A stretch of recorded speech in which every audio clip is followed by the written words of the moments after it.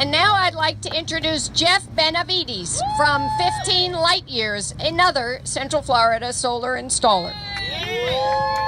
Thank you everyone for coming out today. I'm also the board chairman for the Government Advocacy Committee for the U.S. Green Building Council Central Florida and for ASHRAE Central Florida, which is a professional engineering society. So last year I had the privilege of launching a microloan program with the City of Orlando and Orlando Utilities Commission, and it was designed to provide access to home improvement loans for the hardest hit families in our communities, as well as the elderly, veterans, and single parents.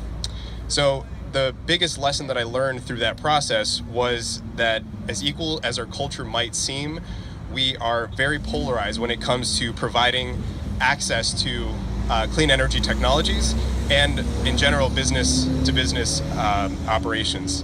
So Amendment 1 stops the growth of opportunity and access to affordable, clean, and reliable energy technologies in our already restrictive state.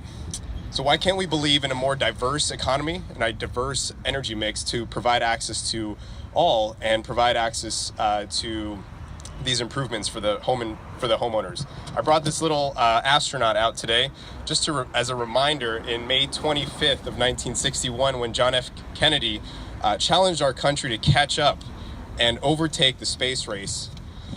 And can you remember the innovation that boomed and provided us for the aspiring engineers out there?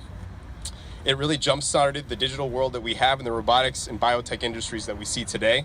Most importantly, this boom of innovation came with access to jobs and a new sense of opportunity.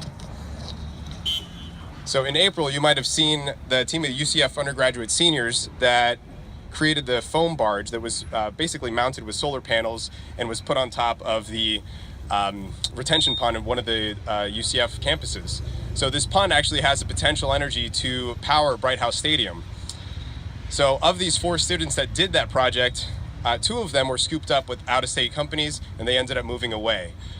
There was over 557 students that did similar projects like that. If we applied that same factor, can you imagine how many students? It's almost 275 students that we lost to other states because of the lack of innovation and opportunities that we have. So we have to stop stifling innovation with policies like Amendment 1. My company, 15 Light Years, was founded as a social enterprise.